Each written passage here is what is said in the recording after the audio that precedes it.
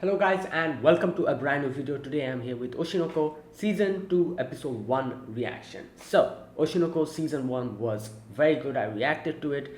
It has a very interesting story and it was quite dark at times as well. I wouldn't call it like dark, but it had it dealt with a few very important things about bullying and stuff. We saw the whole thing that happened in season 1, and it was just all throughout the whole season 1 was very good. I very much enjoyed it. So now we are in season 2, and let's see how the story continues, how it goes, and if it is if it continues the story quality like season 1. I'm sure it'll continue the same story quality because obviously the author is Kaguya-sama's author, and I've watched Kaguya-sama. Kaguya-sama has been fantastic all throughout. I'm sure the same will happen here as well.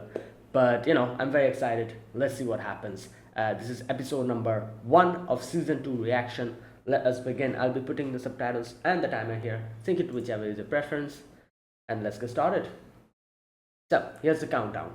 3, 2, 1, go. Right, let's see. I might have forgotten a few of the names, but I do remember everything else, so.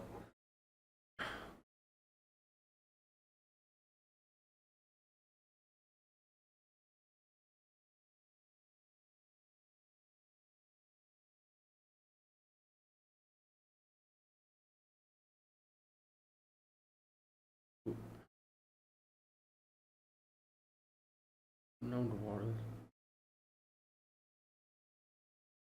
Oh, is this like a trailer for that 21 souls? Hmm.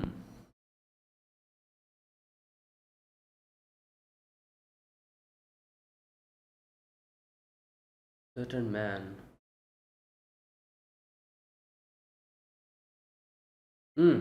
Okay. Oh.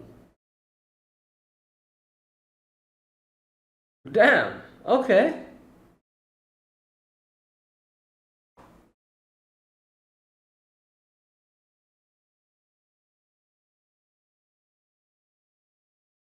Blade.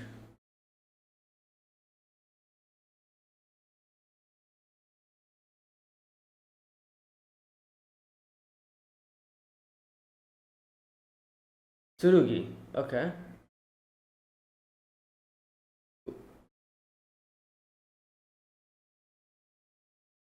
I wonder. Wait. Which one will Aqua be playing? Kizami. Which character?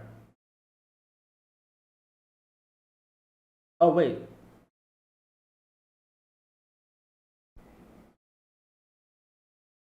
Monme.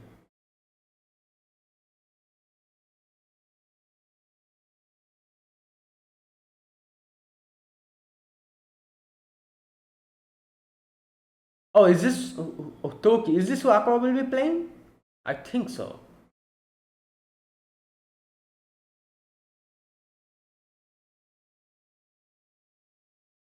Princess Saya.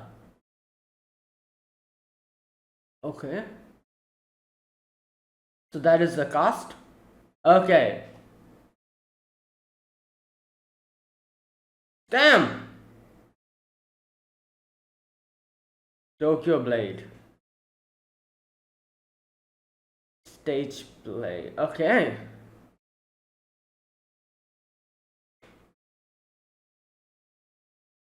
Oh, the opening. Here we go.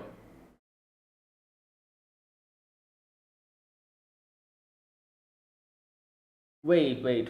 Is this Creepy Nuts? No, no, no. Is it? Okay. The style of the song seems like a Creepy Nuts style. Is it Creepy Nuts? Whoa. Oh my god, what is happening? No, no, never mind. It's not Creepy Nuts.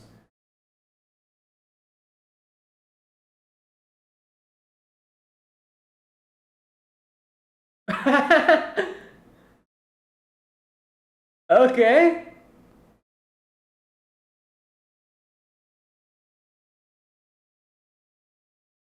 Damn, yo, all the openings this season. Tatsuya Kitan. Okay, yo, this opening.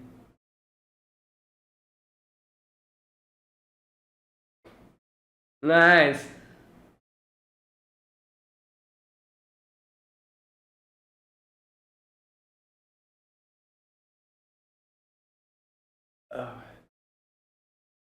Okay. Right. Okay, that was interesting. That was a great opening.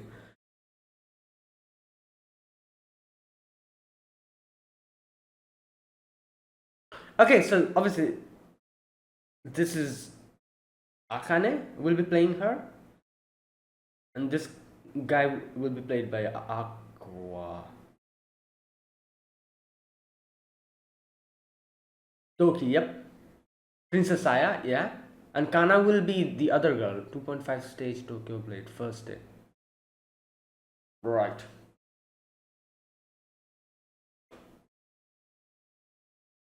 Tsurugi. Yep. Kizami. Okay. Mm, Melt. Moon Me. Right.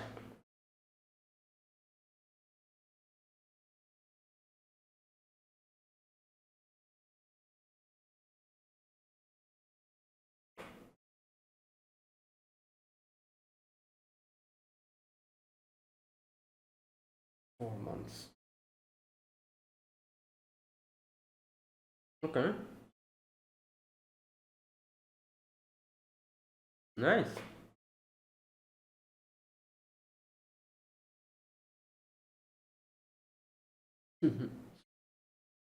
Well, he has his reasons.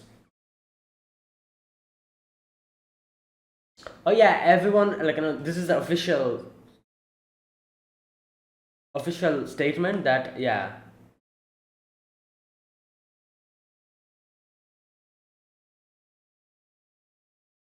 Hmm. Bro, Oshino family grave. Yeah.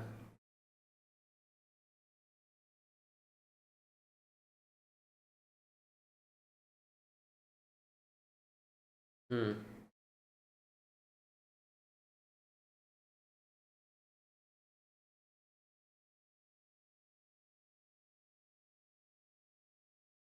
Hmm. 50 million.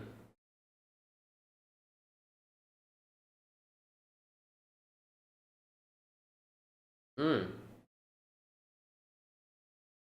Shinjuku faction. Okay. Shibuya. Okay.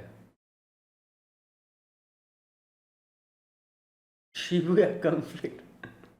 Yeah, Shibuya conflict arc. Okay. Okay.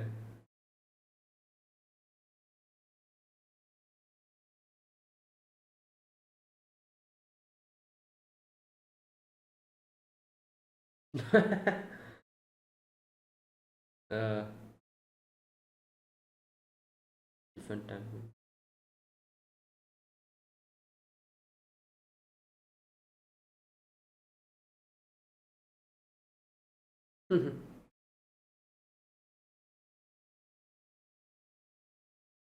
Yeah, she's like, what? Oh.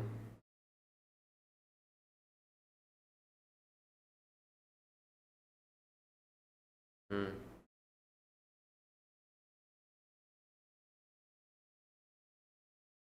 Yep. Leader of. Yeah.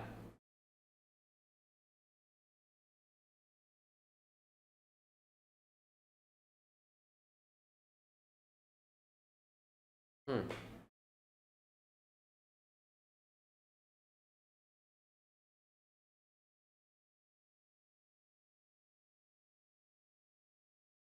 Yeah. She completely changed to her part.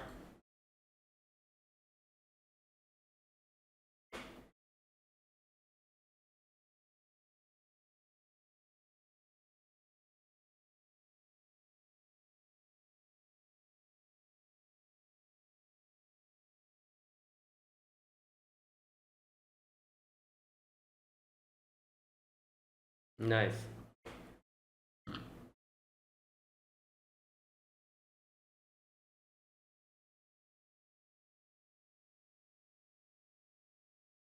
Yeah, he has improved. You can see.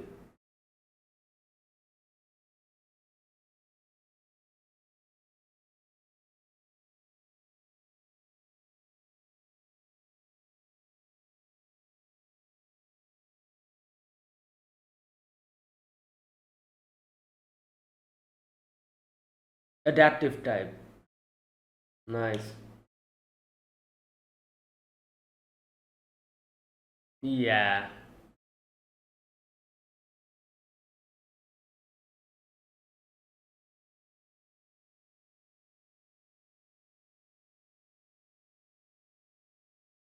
Oh, who's this? Another one of the. Damn!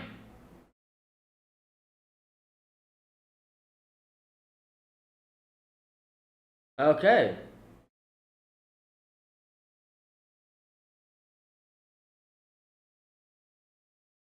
Protagonist. Like him. It's like.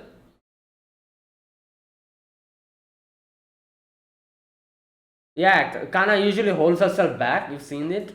Based on the person she's.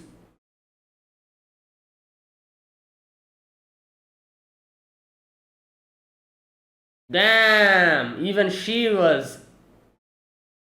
Even Akane was just.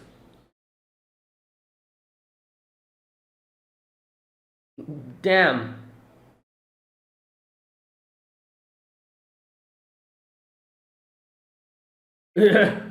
Well, a few moments ago they were like, oh, Kana might be falling behind, but you know,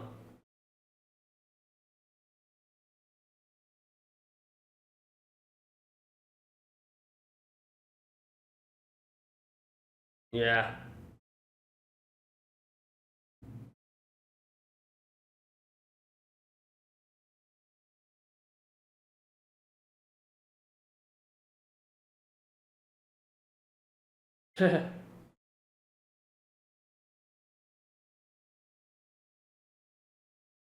mm, yep.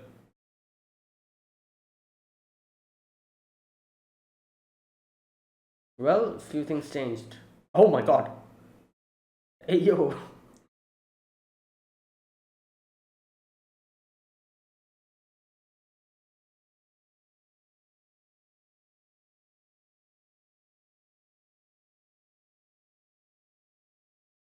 Mm,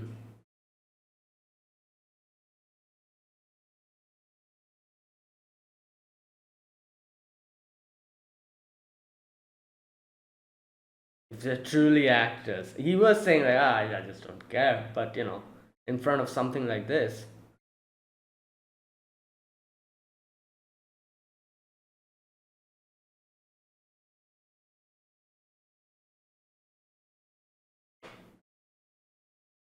Oh.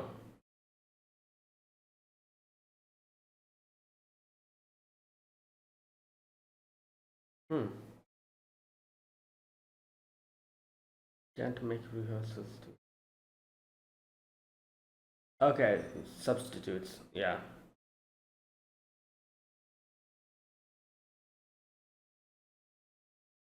Hmm.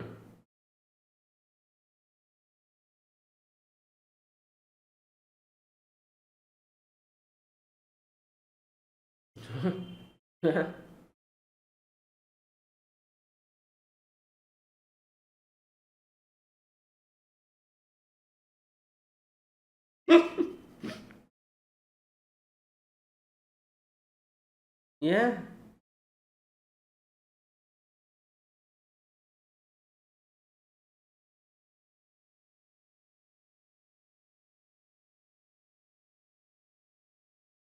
Leading cast. La la like bit part group. Ark was just alone. Bleh.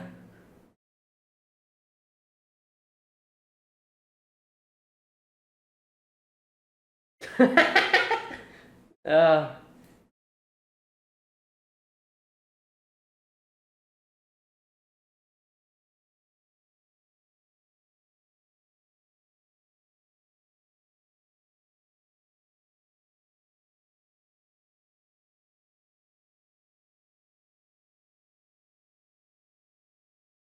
Yeah, she it's just based on the yeah.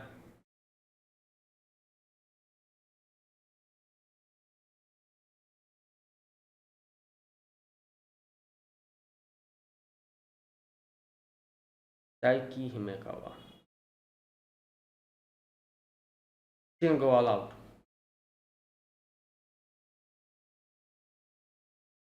Ooh.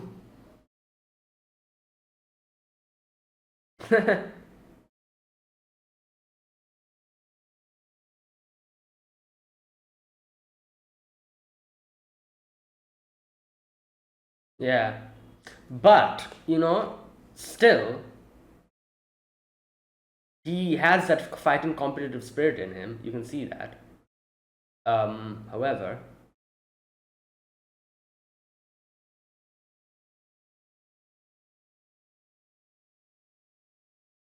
yeah,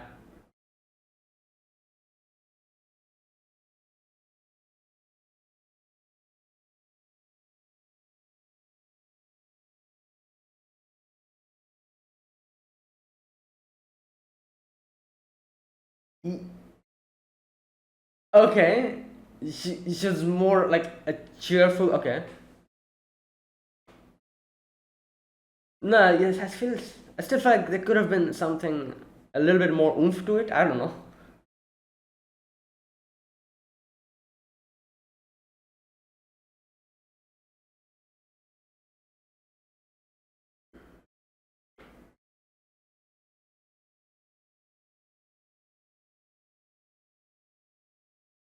Mm.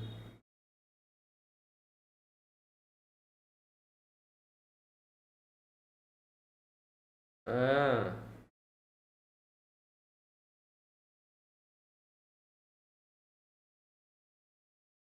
pairing of him and of size appearances to his body. Oh,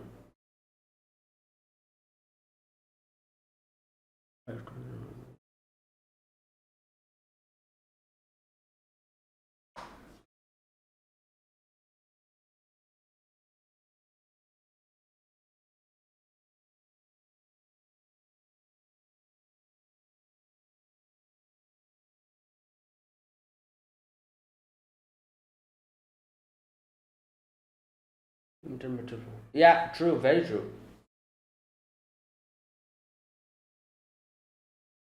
She is able to do that very well, as we've seen in season one. Oh, okay, okay, okay. So that's why it's clashing.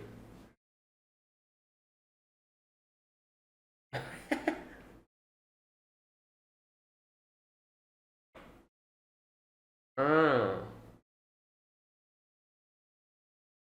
Oh,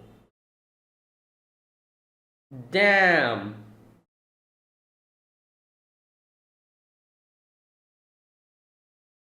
Yeah, a lot of studios, but a lot of production direction goes in this direction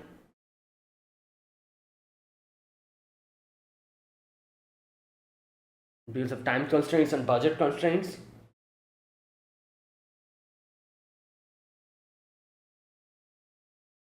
Hmm.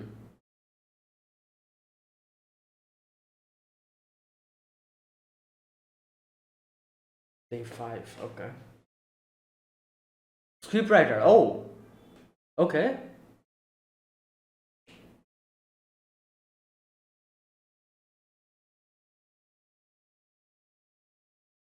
Goa. That's his name. Okay. Manga author will be visiting. Okay.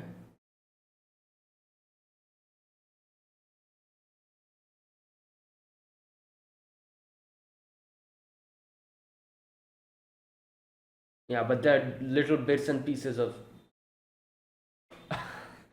Yeah, that's true. That is true. uh, no, you can if you have.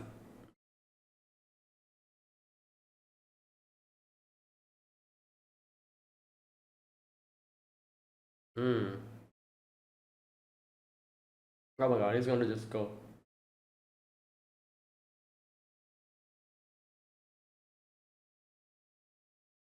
Ah, bruh. Hey, yo.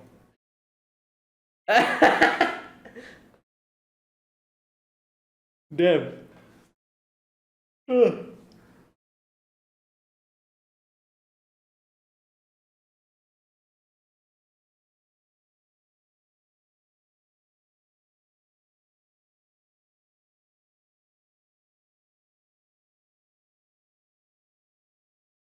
Belligerent. Hmm.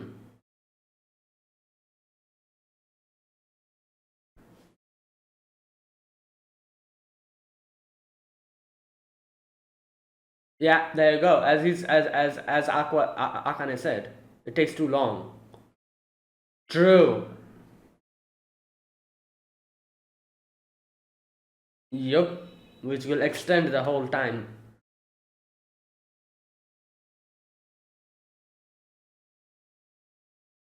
Hmm. Disjointed. Right. True. But that takes a lot out of from the adaptation, obviously.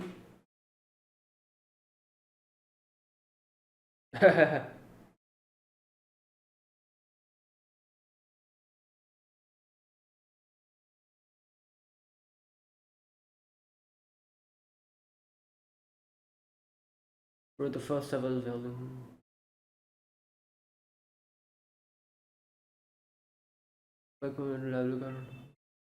Right.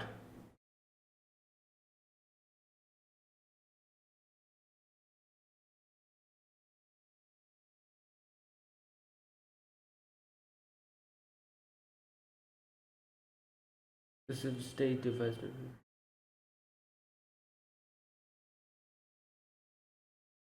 I don't think so. I wouldn't be satisfied hearing that either. But obviously, nothing you can do about it.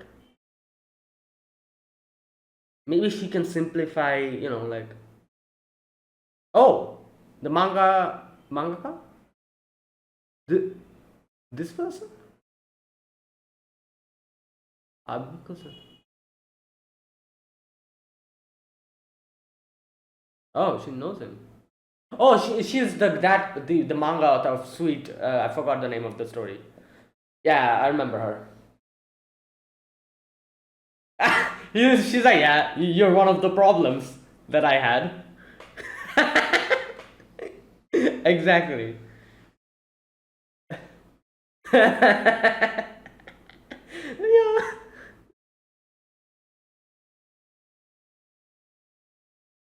Hey.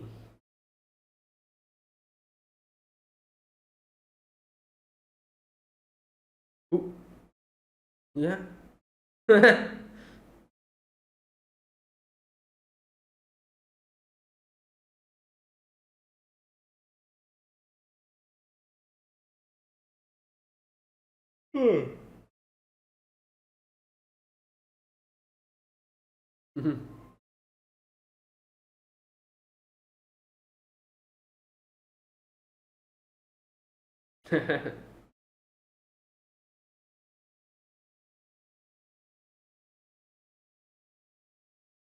Rehearsing. Yes.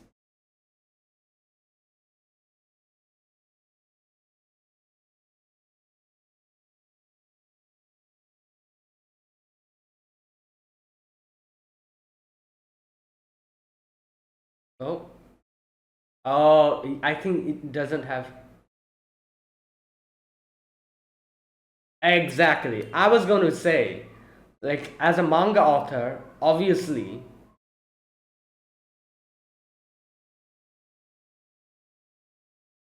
well, a lot of the sections were. Oh! Okay, well, the whole thing. Okay, right.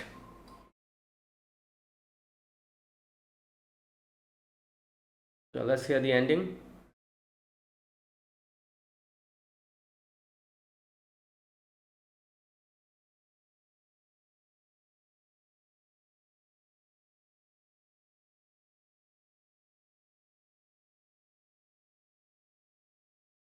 Okay.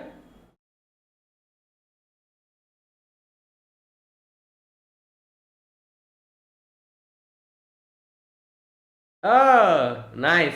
Okay, this is a good song.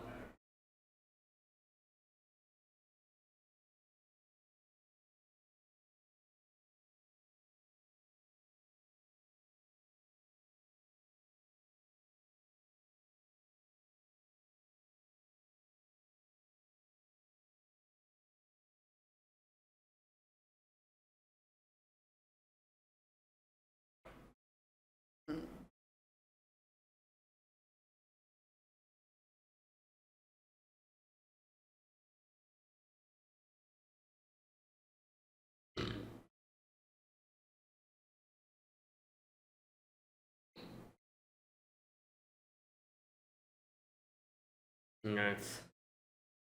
That is it. Yeah, there you go. That was the first episode. All right. So today's episode, the first episode of season two, we get to see the place where like everyone will be rehearsing for the play, and all the characters, all the like the actors who will be acting. We get to see them. We get to see them acting or rehearsing on the play as well. We get to see the individual characters they will be playing. For example, Aqua will be playing what was his name? Toki or something? I forgot his name. The blue-haired, like the blue-haired character. And Akane will be playing like like the Saya. I think Saya Hime. Yeah. Um, Arima will be playing that girl. I don't remember her name. And and then we have like all the characters we saw, and then there was this one guy. The one who was going to play that red-haired character. He is like very good at this. You can see he's like, as they said, he's like the top actor of La La Land, or something like that. So obviously you can see how good he is at it. So it was crazy because before that, as we were seeing, like everyone was like, oh, like like Akane Aima is doing good, but I feel like Akane is going to win in this whole thing. Like they were kind of talking about that, and then when Arima comes in front of a character, a person who can actually properly act in a very good way, she was able to show her true potential, and everyone was like, "Oh, wasn't expecting this," and that is true. We've seen this before as well in Sweet Today. Before in season one, she tries to, as Aqua explains later, she tries to um, limit herself, her acting ability based on the person that she's acting with, and keeps a balance so that she doesn't outshine anyone. She does that as a protective mechanism for herself, because of the stuff that she went through back in her childhood, when she had to when she was rejected from a lot of the like stuff and all that. So as a protective mechanism for herself, and in a way not to stand out, she usually limits herself like that. So in front of someone who who truly shines, she can also truly shine in the same way, and she can show her true potential. And that part was like, I really like one thing that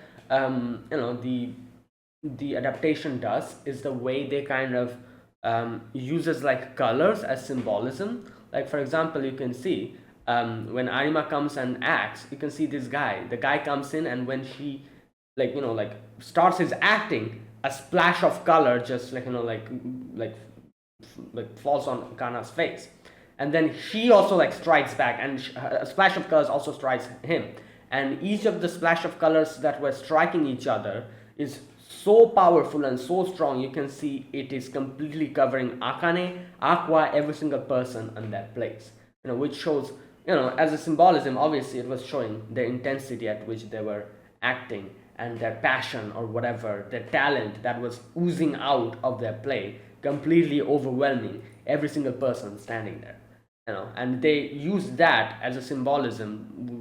Like use the color as a symbolism to that, I'm assuming. um, so at the end of the play, you can see the whole place is all just colored, like just completely. Yeah. Now, one thing, obviously, Aqua says that, oh, I don't, like, I'm not really that concerned about this whole thing, like, I have my own goals to do this and that in his head, but I don't know. I feel like there's still a part of him that has this competitive streak against anyone, you know, like because at the end of the day, he's also an actor. You know, like, even though he himself might say that, oh, I'm doing this because I have my goal. Still, he is an actor. So in front of someone who is that, like, who has that amount of presence on the stage, he definitely must be even a little bit kind of thinking about, like, about that, and something like that. I don't know. We'll see. um okay, so that was the thing. Now, a few other things I need to talk about here. First of all, Aqua's goal. Aqua is obviously doing this because he wants to have more information on this dude. What was his name? Kindaichi Tojiro or something like that. It's a pretty easy name to remember because he has like Kindaichi in his name, and also Toshiro, like, because Hijikata Toshiro is Toshiro, I think. Toshiro, wasn't it, or was it something else? But he wants to have more information on him. Now, this guy, the Kindaichi guy, he, I don't know, from the little that I saw of him in this episode, I'm not really sure. Like, there was a script writer there as well. He was there as well. The script writer was like, yeah, you know what, like, I myself am the fan of the main source material. It hurts me to do something like this to the characters, like, so. But unfortunately, the time, constraints. And then he was suddenly like, oh, you don't have to think about it, Akane. Like, you just do what you're set to do. Just focus on the acting. Like, this show is not made to bring out those type of things that you're talking about. It is more of the, he just starts talking about all of that stuff. I don't know, I feel like I didn't like that, actually, because as a person who myself is a fan of manga and anime, I have gone through so many, like, I understand it's nothing you can do about it. As the scriptwriter said, that it pains me to do this as well, but because of time restraints and all that stuff, you have to do it. Make these changes. But as a person who watches animes and reads mangas, when you see a source material that you absolutely adore from the bottom of your heart get changed like that in adaptation, it hurts. And I cannot even imagine how much it would hurt for the mangaka, who is the main author of that, how much it would hurt them as well. Because we as audience, it hurts us as well. We who absolutely love, like some kind of a, like a manga or like a light novel, who absolutely adore it, and then we get to know that, oh, it's getting an anime adaptation. We're like, wow, this is going to be amazing, and then they completely, like, butcher it. Obviously that's not and that degree this is not happening. As they said, the whole play goes according to the source material, but there's a few things here and there. But still, I'm just bringing up an example. I'm like, it really, it bothers us as fans as well. So I couldn't even imagine the person who wrote the story, the mangaka, how they would feel about it. It's as if they're killing their own creation on screen. And not only that, like, if it's like, and because of that, a lot of people don't enjoy it. People start talking bad about the, like, the anime, and people that are anime only watchers, they talk bad about it because the adaptation wasn't on par, and it gets a bad reputation throughout. Like, it's as if someone taking your creation and just butchering it and just throwing it into the, like masses, and letting it rot. Basically, that's what you're doing. But like I said, it's like, you can see, like, this is not at that degree, at least. As they said, that they were just changing a few of the stuff here and there. We're trying to keep it faithful to the manga, but however, in the end, as you see that the mangaka comes in, and he or she, I'm not sure if that's a boy or a girl. I think that's a boy, isn't it? He comes in and he's like, oh, like, all well and good, you guys are doing amazingly. However, for the script, I would like to change it. And they were like, oh, which part? And he's like, oh, the whole thing. So I do wonder how much they, like, changed. Like, they did say that, oh, we didn't change much. But if the mangaka is saying something like that, I do wonder, like what's going on, like, like something like that. But we'll see what's going to happen in the next episode. But the mangaka was not playing. He was like, the whole thing, change it.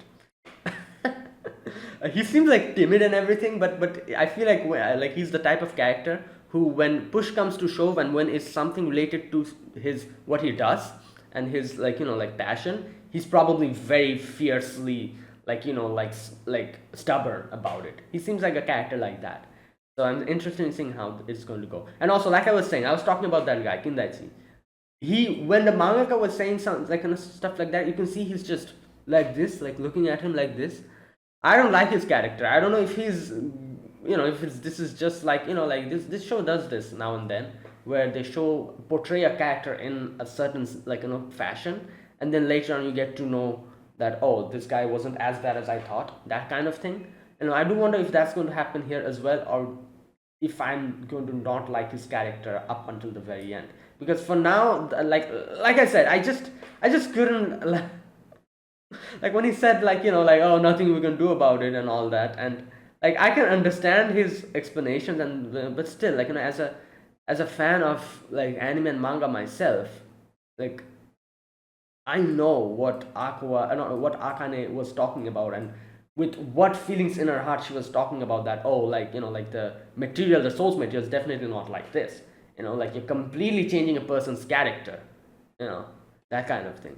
So like it's just yeah. But still, I don't know. Let's wait and see. Like because at least the scriptwriter was like what can I say? He was like, oh, like it's like nothing you can do about it.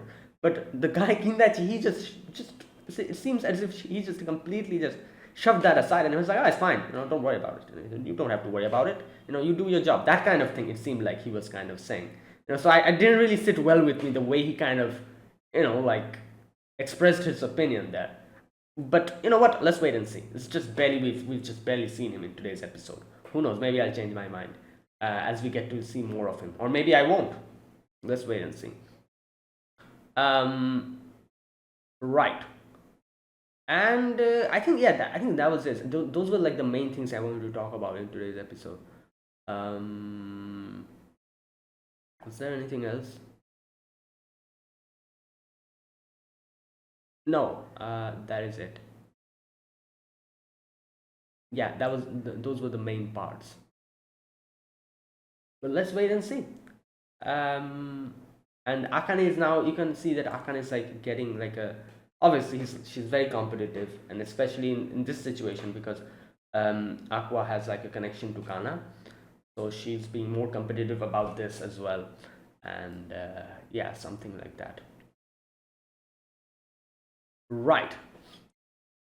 So that was today's episode, the first episode. Really good start. I'm looking forward to the next one. Now, let me now that I've talked about this episode as a whole, let me talk about this episode scene by scene.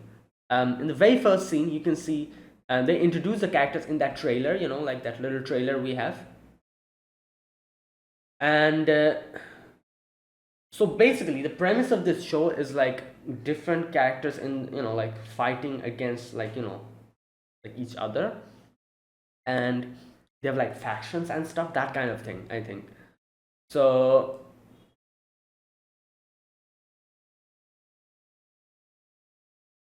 okay,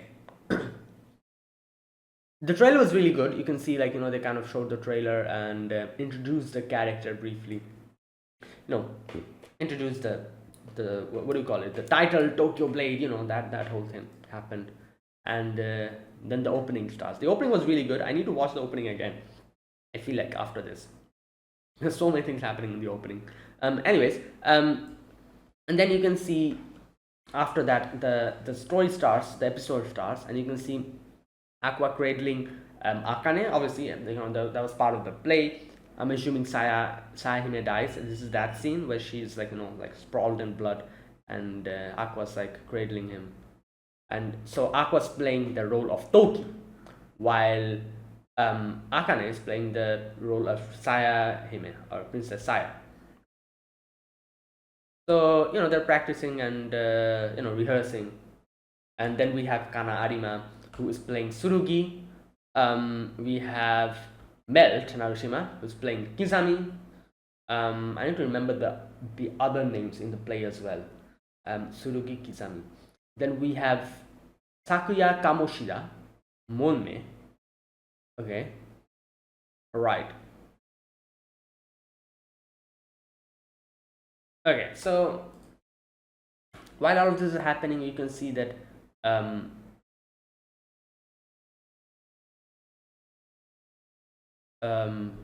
yeah, what was I saying? For a moment I zoned out. Ruby, yeah, she went to the grave, and she was talking to her mother, like talking about Biko Machi's first live shows stuff. She says that after that they kept doing like like videos and stuff on the internet, and the fans have been increasing, which is nice. And she also talks about Aqua getting like a girlfriend, which is obviously Akane.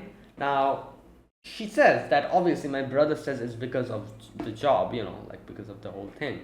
Um, but still, she's like, yeah, like for my brother keeps talking like it's because of acting work, despite saying, oh no, not this part. Wait a minute.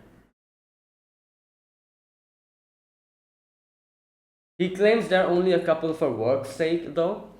Um, he's trash and enemy of all girls. That's what I feel. Oh no. Right. And yeah, Ruby also says another thing. She's like, my brother says he doesn't want to act, but he still takes on these jobs. So I don't know what's up with him. Which is true, obviously. She's like, yeah, what the hell is wrong with you? Like you're saying that you don't want to act, and then you're taking all these jobs. But obviously, he doesn't. She doesn't know the reason why he's doing this. Only Aqua knows about it, and his deeper reasoning behind why he's doing all of this. Yeah. Right. Okay, so here you can see Aqua's reading the script. So basically, here we get to know what the background of the story is. So Tokyo Blade, a popular manga with over 50 million copies in circulation, orthodox battle manga featuring various groups all over Japan that fight one another. There you go. As the friendship and affection for each other deepen, anime is a member of the protagonist's Shinjuku faction. Okay, so while the Shibuya faction, which Akane and I belong to, stands in the way. Okay, so Arima's the group that she's playing in, they're the protagonist's group, while Aqua's group is, I'm guessing, like the one of the main characters, like a rival group type of thing going on. Okay, right. The play unfolds mainly based on Shibuya conflict in which these two groups clash. Okay, okay. So he's like, the only part I'm going to act alongside Arima is in the last part. So Akane say, oh, you're disappointed, this and that, and he says like, like it's just he just gets too, like too much into the thing. So it's kind of scary. Right. Okay, so here you can see Akane realize, like she picks up on something when he was talking about passion and stuff. He's like, wait, so she's like, you don't have any passion for it? And he's like, no. And yeah, and he's thinking, unlike me, everyone here who is here, obviously they love acting, but I have a deeper reason behind it. Acting is just a mean of getting close to the truth about I, Toshiro Kindaichi. There you go, that's his name. Leader of the theater company Lalarai, Toshiro Kindaichi. Like I said, we still don't know much about him, but from his introduction, like, and the way he kind of like on that section, the way he was kind of like portrayed, I don't know. I'm not a big fan of him, but you know what? Let's wait and see. It's barely the first episode. Yeah. Okay. A way to get closer to the man who may have some kind of influence. Okay, all that stuff.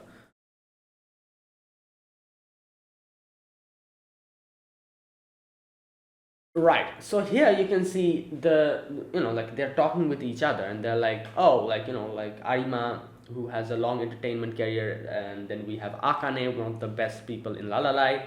Like, and there's so many, and we have Aqua as well. This and that. They're talking about them, and they're like, it's a good cast. Like all of them knows how to act properly, and they're pretty damn good. So it's a very good type of cast. Okay, so here you can see this guy, like the guy in the middle, he says that the showdown between Arima-chan and Akane-chan, the former and the present young prodigies of their generation, is exciting stuff. An immersive type who throws into her role, which is obviously Akane, and an adaptive type who adroitly responds to the other's acting, which is Arima, obviously. Okay, and he says that by the looks of things, I'd say Akane is a step ahead. And as soon as he says that, in comes Himekawa, that's his name. And he comes in and he just like blows away everyone with his acting. Like I said, I really like the whole color like symbolism of how, like they showed like their passion or their talent oozing out. And when confronted with someone like this, Kana obviously goes off. Right, and he himself said, "Don't hold back, Kana. Like go ahead." And protagonist of Tokyo Blade, Taiki Himekawa. Okay, you can see he's like like he's like scruffy and everything. So he probably is someone who just completely in immerses himself in the play and just like that's why it just he doesn't look at anything else. He's just into it, like that kind of thing, and that obviously shows like his talent is a good enough proof to show how invested he is in this and how much talent and passion he has for it. And then like a whole the whole acting sequence starts, like they like are doing their acting, and you can see every single character standing there is just completely getting just doused in the color, like Akane gets doused, Aqua gets doused.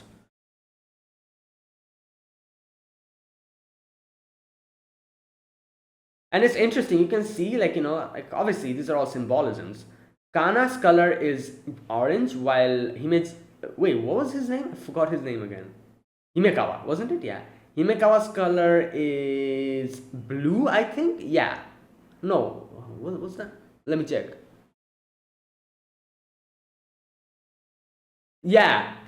Himekawa's color is blue while Kana's color is orange. And you can see Akane, obviously, her rivalry with um, Kana, like Akane gets doused in Kana's color while Aqua gets doused in Himekawa, his color. Um, and yeah, so that is why I was saying, like it's he says like Aqua says like I don't like care that much about it, but the fact that he even got doused in his color is proof enough that he has a competitive streak inside of him, and he is definitely he got influenced by this acting. If he really didn't care, that scene wouldn't have happened, I think. That color dowsing scene on him wouldn't have happened. I don't know, that's just what I think. We'll see. Okay, so here obviously like since as Aqua says he and the Kana's part comes in the end, so they will be acting together later in the final part. But before that, obviously like little groups start forming. We have Akane's group, we have Kana's group, because they're they're the protagonist group, so they'll be acting together for a lot of the time. So like they start talking with each other and like exchanging information and stuff. Akane sees all of that, and Akane is like, damn, I didn't realize that her acting is this like proactive, like aggressive. She didn't give that vibe before. She's thinking, and she's like noting everything down. And obviously we know why this happened, it's because of the whole Bikomachi situation in the end, where Aqua goes and like supports Kana, like every single one of them. He had the three glow sticks, if you remember, or was it two? I don't remember. Like Memcho was also there, but I don't remember if he had Memcho's glow stick as well. But he definitely had Ruby and Kana's glow stick. That I remember. So he starts that whole thing where he gave him her confidence, and she decides to express herself more, and to to go over to kind of overcome her trauma from her childhood. um, and yeah, that was that was one of the biggest reason and biggest push that she got to overcome that, I guess you could say. And yeah, that is, you can see that here in this. And Arkan is writing all of that down. There you go. Now next we get to see them coming and practicing or rehearsing, as they say, now and then, doing their stuff. um yeah, and this is where Akane realizes that everyone's like grouped up together. Like we have their Kana's group, Akane is like over here, and then there is Aqua just sitting in the corner all alone. uh, Akane goes to Aqua, and you can see that she can see that Aqua is looking at Kana, and she's like, "Oh, you're looking at Kana," and he's like, and he kind of says, like, like up until now Kana was like holding herself back because she was surrounded by actors who had lackluster acting, but in front of Himekawa, she can give out her full potential. And he says that, you know what, like, this keeps going, you're probably going to lose, Akane. Akane gets pissed. She's like, ah. Obviously, she's going to get pissed because, yeah. Okay, so you can see Akane is, and you can see the reason why Akane is not able to completely act out her part before properly, because as you can see, when she's acting, she does a few takes, and at first you can see she tries to do her whole like thing where she was like trying to act the original personality of Saya, where as we got to know, she doesn't want to like just like participate in this like war and kill other people. That's why she has this thing within her which is restraining her. That type of character is Saya's personality in the source material. So she was trying to do that, but here we can see Kaburagi is like, no wait, not Kaburagi, what's his name? I mixed the two names up. Kindaichi, yeah. Kindaichi is like, oh, like, don't do that. Right, try to match the vibe with the others. And then she does the whole like, the way she did it after that was the whole excited part, like, oh, like, like, do it, kill everyone, that kind of thing. Obviously that's not really the actual personality, but she still has to do it because that's how the whole script goes. And Kindaichi is like, oh, it's fine, perfect. So Akane goes back, and Akane is like, yeah, this ain't it. Like, I've read the source material, I've read everything. I cannot connect myself with the character, because it's definitely not like this. Like, so her personality is not like that. Okay, you know what? Let me read this part. Okay, the reason lies in the script. My character of Princess Saya doesn't have a big part even in the source material, though she is introduced as Toki's love interest. The pairing of him and Tsurugi, a former enemy, grew in popularity. Wait, so Aqua's or Toki, his pairing with Tsurugi, a former enemy, grew in popularity. I see. Okay, is that why they say that his part, Toki's part with Tsurugi comes in the end.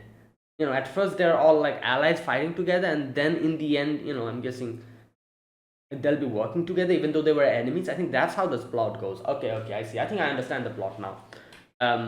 Okay, but and obviously since Tsurugi is like a former enemy, like people love the whole contrast, like everyone loves a good contrastic like thing, like clash.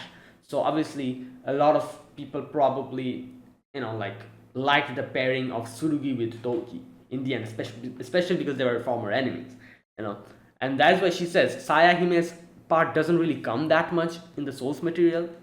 She cannot properly grasp her character, and like only when she can grasp the character she can act it out. So she cannot do it, and it makes it even worse because the script is a little bit different here. Here they've completely changed Saya's personality. Okay, the result was that Saya's appearance as Toki's partner were gobbled up. Right. She's what people call a failed love interest. And I'm assuming she's going to die as well, as we saw that scene, She's an ill-fated character whose bride-to-be status was basically done with in the manga's latest chapter. Right, so that's what, is going to happen. And you can see she's like since Saya's part is like this over here, her part of acting will get overwhelmed and gobbled up by Surgi's part automatically, because that's how the story goes. So this is the thing that Akane needs to do. Akane needs to, through her acting, show the, her character, make her character like overcome that hurdle, and just be on the same level as Surgi's character. Surgi already has an advantage, because characters, people love her as a heroine, and people like ship her with Toki, I'm guessing, in the end, as we saw, that whole thing. So there's already like this huge fan base behind this pairing, while Saya here obviously is like a tragic heroine type of character, so her part gets overpowered by Surugi's, uh, part. So that is why she has to bring out her character in such a way that people will be like, damn, you know, even though she didn't have that much of a presence, this acting blew me away. Sometimes that happens, I've seen that in a few anime shows and stuff, where a very a very minor character, is like so powerful, and it just and it is, especially, you can probably realize this even better when it gets an adaptation. Read the source material, you see a character who isn't really that impressive, but in the adaptation that character pops off suddenly, that kind of thing. It happens, and she has to do something like that here. So she's at a very big disadvantage from the very beginning, but she has to overcome that, and that is why Aqua was saying you're going to lose like this if you keep going like this. So that kind of thing. Anyways, she kind of says like, oh, guys like girls like Surugi, who's expressive and full of life, aren't they? Yeah, and she says like, if I keep being meek, that kind of girl is going to take everything away from me. The fact Princess Ayas doesn't appear that much means limited material for character analysis. There you go. Like I said, she does her whole character analysis and everything, and that's when she can embody that character. She does the research first, but there's nothing to research here that much, because she barely gets any type of screen time. And she says, and you can see this analogy here of Ai and Saya, where you can see she has almost completed Ai's portrait, puzzling the pieces together and getting the information, because she has a lot of information out on the internet, and a lot of videos as well and everything. So she has able to put that together, and that's why she can embody Ai. And even Aqua was completely just flabbergasted seeing her acting like that. However, for Saya's situation, there's a lot of empty space. She barely has any type of reference and source material to go off on. That's why she cannot put that together, and like I, she cannot embody it. So I do wonder what's going to happen. I feel like she might have to, from that missing pieces, she has to connect the dot herself and make up a character on her own, which people are going to like. I don't know. Let's wait and see. But we do have the manga author here as well. Who knows? Maybe he'll help her out to properly piece together everything. We'll see. And she's been turned into a stereotypical character, like a cliched character. Here we go. She says that. Okay, wait a minute. The princess is essentially a kind girl who's shy, feels conflicted about killing people. There you go. To reduce the play's runtime, she's been made an overly eager for battle. So she's now a massacre-loving maniac. And here she says it cannot be helped a lot of the time because of the adaptation, the constraints and all that. But still, she's like the manga author signed off on this and all that. Wait, I do wonder. She says that the manga author okayed this. So now the manga author comes in and he's like, I don't like this. Like, I don't understand that. Why did he say okay at the first place then? Anyways, we'll see. Okay, so here comes in Goa. He is the scriptwriter. And you can see Aqua is and the manga author will be coming later as well. So Aqua is talking to Akane, and Akane is like, Aqua, like, it's a bit weird, this whole thing. And Aqua's like, oh, why don't you ask them? Both of them are sitting there. Come on, let's go. And she's like, no, maybe, It's fine. I can understand the, yeah, like she's like, I can like, understand the constraints, the time constraints and all that. And she's like, yeah, like everyone said okay to this. Who am I to say, like I don't like it, this and that. And Aqua's like, okay. He goes. Here we go. Besides, Kindaichi-san doesn't even approve of us finding fault with fellow actors or their performance. We saw that. He was like, oh, like, you do your job. That kind of thing. Anyways, Aqua's like, alright, I'm just gonna go talk to him. So he goes there and he's like, Miss Kurokawa here has something to say to you guys about, so. And Akane is like, what the hell? So she is now like, okay, I have to say it now. So she's like, okay, the character here, Princess Saya's character, it's a bit weird. I don't like it. And the scriptwriter is like, oh yeah, she's a bit different compared to the manga. And he himself says like, I'm a big fan of the manga as well, so I don't like making her character like this. But we couldn't do we couldn't do it like you're saying, because now he kind of says here, like he kind of like gives us an example and shows us like why exactly they cannot do it like that. So as we can see, as he says, like in manga it's just one panel, like she's showing the character. But when you're acting it out, being, and here you can see like the side by side representation. Like the one on the right is where Saya is this overly enthusiastic, like war loving maniac, and her like acting is like, oh, do it, over. How long did it take? 4 seconds. While for the other one, which follows the source material, she's more of a person who's hesitating into it. So it takes a little bit of time for the build up to happen. And and that is why the time takes is 7 seconds, almost double the time. So that would mean if Saya, even though Saya doesn't have that much screen time as she said, the amount of screen time that she gets, that is, let me just say like she gets like 30 or 40 times she comes on the screen, and then each of her scenes maybe it takes like 3 or 4 minutes.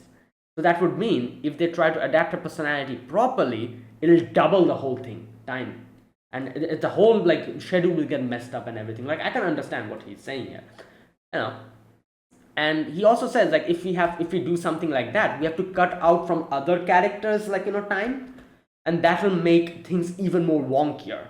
Like we cannot connect the proper dots. So like that is why to maintain a balance we have to do stuff like this. There we go. Otherwise the scenes would end up being disjointed and the play would be hard for the viewers to grip. Yeah. And he says, I'm a fan of the manga myself, so it's not like like I don't like doing this, but and he's like, but still, if you have any problem with the acting, tell me, I'll revise it. And then Kindaichi's like, oh, don't coddle her. There you go. I read the first several volumes of the manga myself, and including Princess Saya's sentiments would create needless. The fact that he calls it needless noise shows that he literally doesn't care about the story. He just cares about how it plays out. So that's why I like this. That is why I didn't really like his character. I don't know whether he'll grow on me in the future or not. I don't know, but at least the first introduction and first impression, I don't like him, because you can see the scriptwriter is a genuine fan of the thing, and she's like, oh, like really good, like I myself, but he calls it noise. Imagine calling someone's character in a manga or like a source material as noise. So you can see he's clearly looking at it in a technical way. He doesn't give a crap about the sentiments of the characters in the manga and show, which is kind of sad, obviously, because so many things goes into the writing the manga, and like so many emotions and stuff, and that's why we as audiences, when we read it, we feel those emotions as well. And when it is disregarded and called noise, I'm like, yeah, okay. And he says that by making a lively character, the structure of the conflict becomes simpler. So you can see, basically, Toki's like, I don't actually want to, but I want power, plus I want power. And then this other character who's like, but I can't protect everyone if I don't, so killing them is my only way. While just like streamlining it, like very simplifying it, it's like, oh, I'll kill you, I'll show you, that kind of thing, instead of all these things. So what he's saying is basically like Saya's personality will also like reflect on the other characters as well, which is going to increase their time it takes for them to do their parts as well. So it's going to be like it's going to completely whack, like kind of make the whole timing wonkier. They won't have enough time. So by like making it simplified, they're like, oh, I hate you, I'm going to attack. And the other group is like, I hate you too, I'm going to attack. That simple it becomes, unlike how it's actually in the manga. And he says the core focus is battle, that's why we're just going to focus on that. There you go. I have so many things to say about this. Like, there has been so many manga and anime which has been subjected to this. Like, oh, core focus is this, we don't care about the other part, let's just skip out on these things, let's just take out like I said, I can understand the time constraints, budget constraints, this and that, but when you're doing something, I don't know, I feel like you should do it properly. Like, it's just like I said, for the long time fans and the people who absolutely adore the source material from the bottom of their heart, it is a flat slap in their face. It's like, oh, we don't care, we just care about this aspect which is going to make the masses like it. It's a fat slap in the face. The people who are the ones who made the manga what it is, you're literally disregarding them. Some like a group of people, the audience who made the manga this popular, who are the ones who love the certain aspects of the manga, now since the manga is popular, you're focusing on the wider audience to make it easier and digestible for them, and you're disregarding the people who made the manga who it is now. You're disregarding the OG fans, basically. That's what you're doing by doing stuff like this. Like, just imagine, like reading a manga, getting so much, like a manga being like number one manga in your list, and you absolutely adore it, you have so many goods, you have so many collectibles of that and everything, and you suddenly get a news that, oh, this is getting adapted, and you're like, yes, it's getting an anime adaptation, yeah. Then the anime adaptation comes out, and you see all the characters that you loved because of their personality, what they are, all stripped down, and them just being egotistical battle maniacs just because the anime adaptation is supposed to be battle centered or battle focused. Just because of that, all of that is stripped out, thrown into the air, like obliterated, and you're like, what? This is not why I love the manga. This is what they're doing, basically. So like I said, I can understand the technicalities and the reasoning why they're doing it, but I don't like it. Because I've gone through the same thing so many times, and I'm pretty sure people who watch a light novel, read manga, see this anime, they can they know what I'm talking about. They can understand what I'm trying to say. Like, it's just I don't appreciate it, at least, this type of a thing. But then again, obviously at the end of the day, these are all businesses. They just do this to gain money. So in that perspective, yeah, I guess. But it's just for the OG fans, for the people who love the show for what they're stripping out all these things, making it just a certain thing focused, battle centered or whatever, and just disregarding every other thing in it. That's a fat slap in the face. There you go.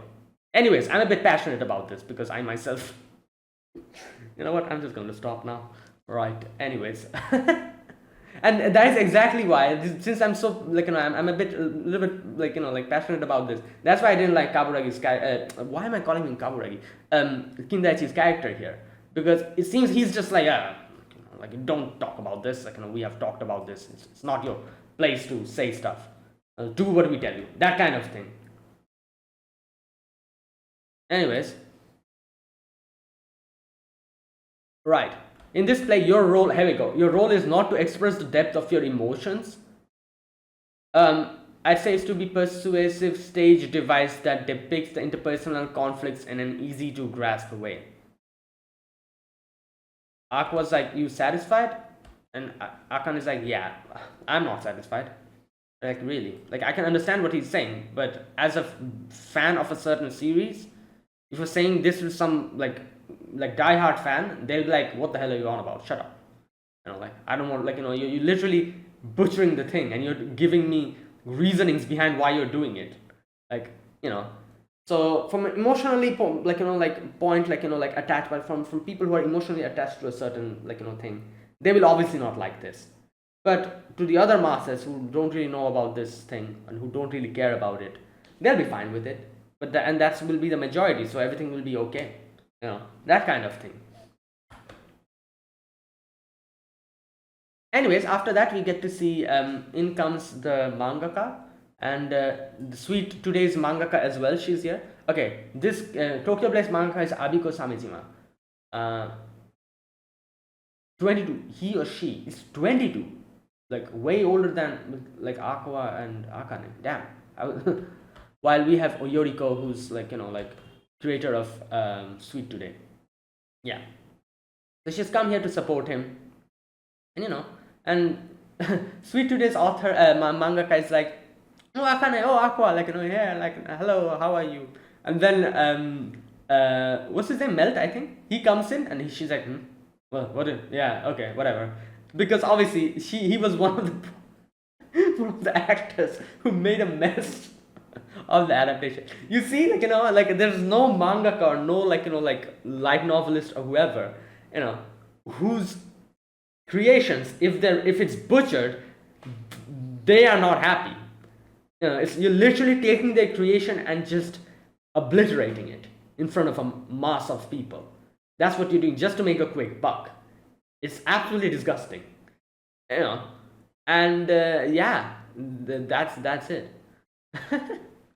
Yeah, but anyways, obviously it's not the actor's fault, But still, she has a little bit of a grudge. Right. Anyways, so later on, like they like start talking about a few things, and you can see the author comes and sits down. He's looking at everyone, and I don't know if that's a girl or boy. I'm going to call him he for now, unless and until it's confirmed. So he's like, oh, everyone's so good at acting, like it's amazing. I love this, and I can see the passion. And then he gets up, and he's like, but now that I'm seeing this, okay, you know what? I think I understand the reason. Like I was saying a few moments ago, that why did he okay this in the first place? He says here, now that I'm seeing the actors so passionate, that is the more reason, And then he gets up and he says that you need to change the script. And he says, and by change the script, I mean the whole script. So yeah, I think I understand. So basically, up before that, when he was said, he was probably like, okay, fine, do whatever you want to, because he hasn't seen the actors or actresses. Now that he has seen them and he has seen how much passionate they are about it, he's like, yeah, with such a great cast, it's a shame if the script is butchered completely. And I don't like this now. I can see how these actors and actresses are so passionate, and I can see, like where this story can go.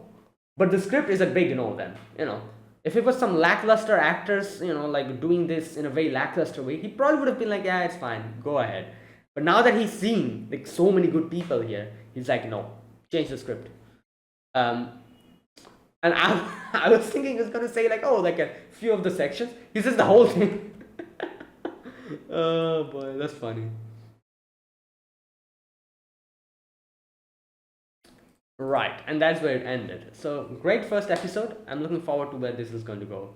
And yeah, so that is it. Thank you for watching, guys. This was my reaction to the first episode of Oshinoko. If you guys enjoyed season 2, if you guys enjoyed this video, be sure to press the like button, subscribe if you're new to the channel, or you haven't subscribed. Comment down below anything you want to say, anything you want to let me know. I'll check them out. And that is it. Thanks for watching. I'll see you guys next week with another episode of Oshinoko.